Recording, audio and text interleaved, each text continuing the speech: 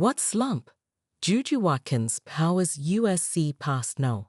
1 UCLA with performance for the ages. The Los Angeles. The last few games have been anything but normal for Southern California star JuJu Watkins. She had one of the best freshman campaigns ever last season, scoring at will while bringing the Trojans back into the national spotlight. She largely picked up where she left off to begin this season and looked set to be the next face of the sport. But recently, she hadn't really looked like it.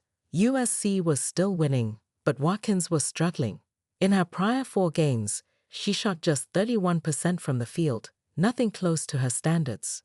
The sport could only wonder, is this the sophomore slump? Is Watkins finally slowing down?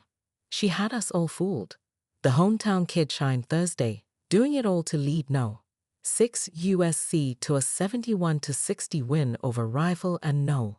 1 UCLA, handing the Bruins their first loss of the season. Any worries about a continued slump disappeared the moment she put up her first shot, a 3-pointer. It went right through the net, and she put 3 fingers up in the air, a sign of things to come. She almost couldn't miss. When her team was struggling to get a bucket, Watkins was there to save the day, pulling up from beyond the arc or weaving through the lane. In the first half, she had 25 of USC's 38 points, including a hopping 6 made 3-pointers on 7 attempts. Everyone not named Watkins shot 4 for 19 in the first 30 minutes, while the guard was 9 for 15. What I was so impressed with tonight was just the mentality she came out with. Head coach Lindsay Gottlieb said, "Obviously, the ball going through the net helps. Of course, it was going to take more than shooting the lights out to put away the no. 1 team in the country." The Bruins came out of halftime and went on a 10-0 run, with center Lauren Betts starting to take control in the paint.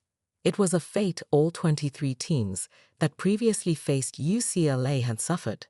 Betts starts to become a nightmare matchup in the post, and the win streak continues. USC center Clarice Akanwafo and company were doing all they could to slow down the 6'7" Player of the Year candidate. But during the break in the action, Watkins went up to Akanwafo and told her something. "Betts is a great player, and she's going to score, but I got your back." How did Watkins live up to the promise? By blocking a career-high 8 shots, including some swats on Betts. "She did have my back after that," Akanwafo said. After doing so much scoring, Watkins took over the game on the defensive end, seemingly leaping into the air and swatting anything in her vicinity. Betts would get the ball in the post and would be met by a swift block from Watkins. The defensive intensity led to a complete shutdown of the Bruins. After leading by 5 entering the 4th quarter, UCLA scored just 8 points in the final 10 minutes.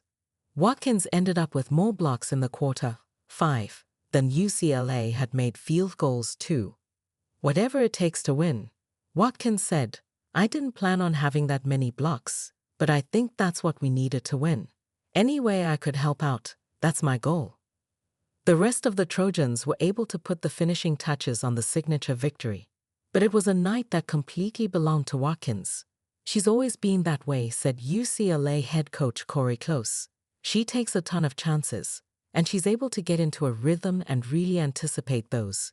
She takes pride on both sides of the ball.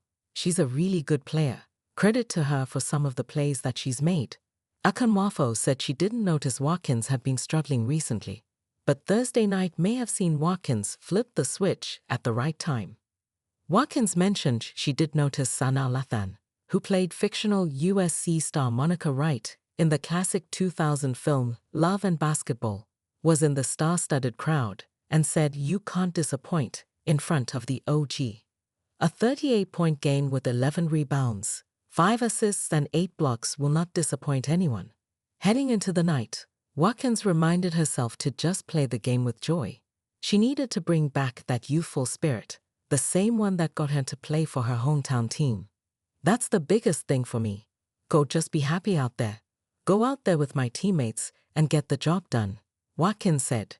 "It has been a tough couple weeks for me, but just staying true to the process. I mean, there's a lesson in everything, and I think that is to always stay joyful on the court." There was plenty of joy inside the sold-out Gallon Center. Gottlieb told the crowd after the victory, USC's first over a no. One ranked team since 1983, it wouldn't be one the team ever forgets. If Watkins continues to shine on the biggest stage, there will be much more joy and unforgettable nights awaiting the Trojans in March.